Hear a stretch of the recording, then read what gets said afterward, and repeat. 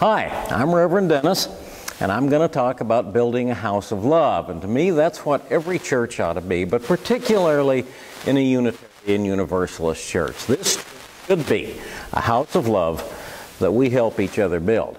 But I want to start with a couple of songs, actually. About 25 years ago, one of my hobbies was writing and singing folk songs. And I happened to be on a business trip one day when I got talking with this fellow who was just determined to tell me all about his religion. And he says to me, "I've been saved." And I said, "Well, how nice for you." And then he reaches into his pocket and he pulls out this card, a little red card with big black letters on it. And the big black letters said, "Are you saved?" And then this fellow proceeded to lecture me at great length and volume how I needed to join his church and get saved if I didn't want to burn in hellfire forever. You probably don't want to do that to a folk songwriter. I did a slow burn for about 3 days, and then I went down home and sat down and wrote this little song. It's titled, "Are You Saved?"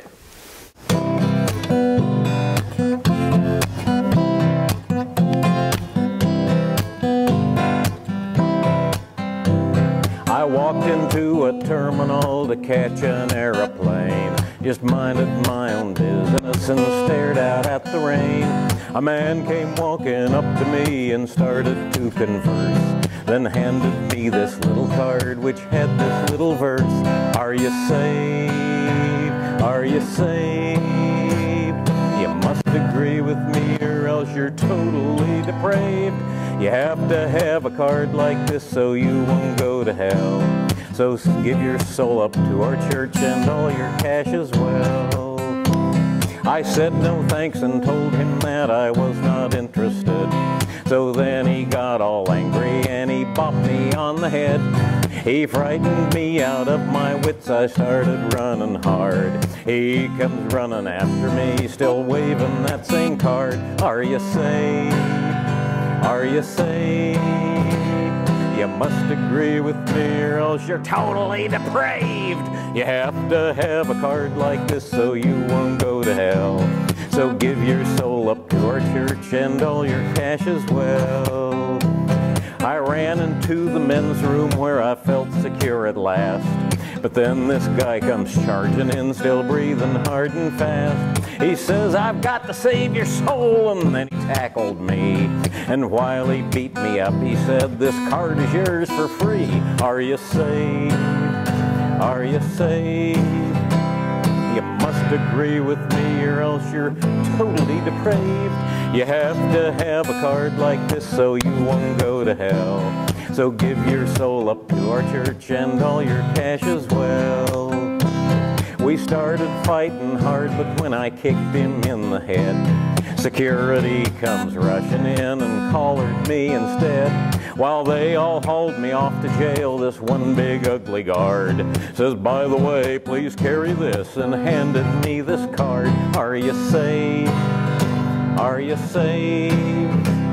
You must agree with me or else you're totally depraved. You have to have a card like this so you won't go to hell. So give your soul up to our church and all your cash as well." So now I'm in a holding cell, a-shivering in my shoes, surrounded by procurers and by fiends of dope and booze, men who murder children and who rob the poor and lame. They all are staring back at me and wondering why I came. The biggest, meanest of the lot walks up to me and stands with scars along his face and arms and blood upon his hands. He towers over me and laughs. His eyes get cold and hard. He says, "Before I break your legs, you'd better read this card. Are you saved? Are you saved? You must agree with me or else you're totally depraved. You have to have a card like this so you won't go to hell. So give your soul up to our church and all your cash as well."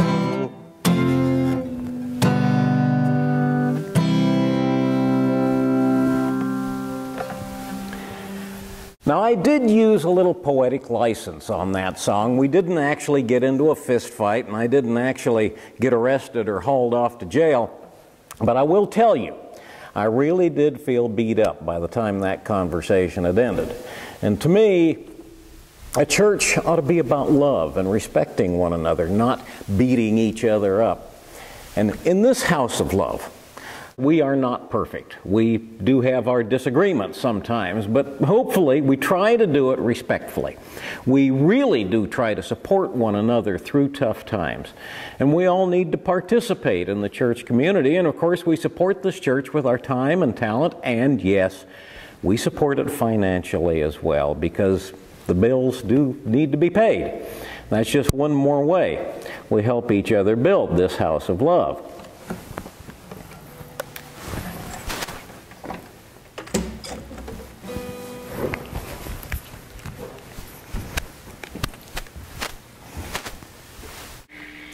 Now, I came to Unitarian Universalism and this church partly because I did find it to be a house of community and thought and feeling and insight and, yes, love. We need to work to keep it that way. So I'm going to share another song. I also wrote this one just a couple of months ago about some of the good feelings I get. Even when you're not doing well, you still get good feelings and support out of a church community. And these are some of the good feelings I get thinking about this church and this religious tradition.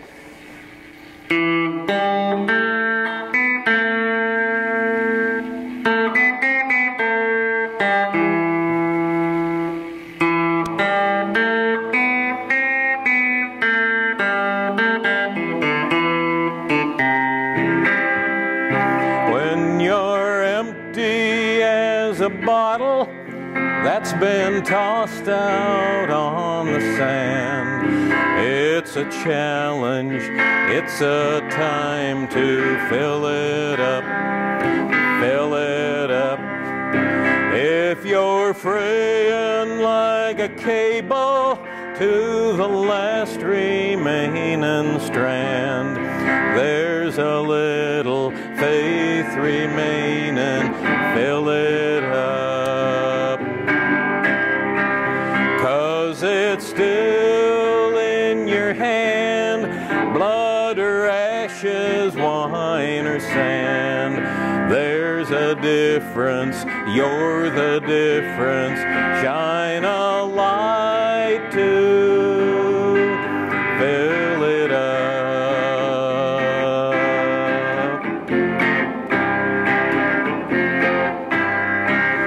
There's a fountain in the desert, and it's flowing from your palm. It's a mystery, it's a blessing, fill it up, fill it up.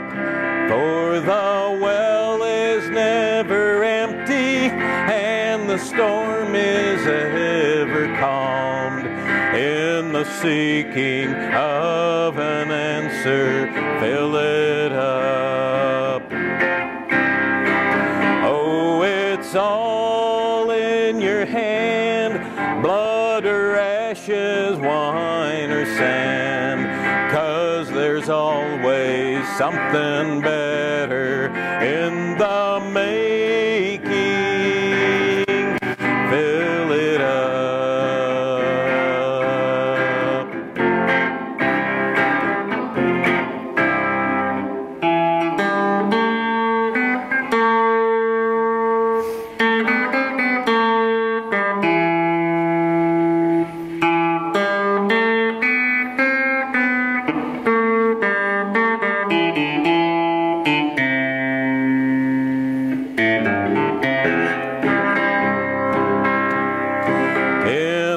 Dark and lonely moment when you're driven to despair, hearts of lovin', hands of lovin', fill it up, fill it up. For the multitude of witness, for the candle we all share, in the gentle art of union, fill it up. And it's all in our hand when communion's where understand. We're the difference, we're the difference, we're the power. Fill it up.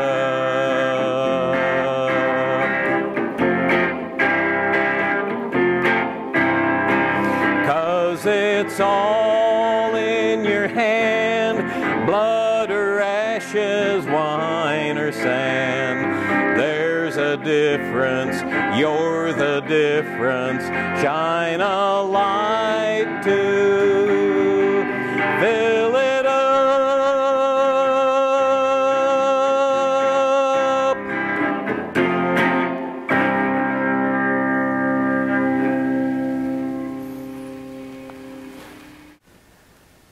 Now, to me, this church, in many ways, is the best place for me to engage my sense of what religion ought to be. Thoughtful, caring people who come together. We care about one another, we care about the world, and we care about what it all means in the really big picture. And to me, that's all part of what makes a church a house of love. Let's take a look around.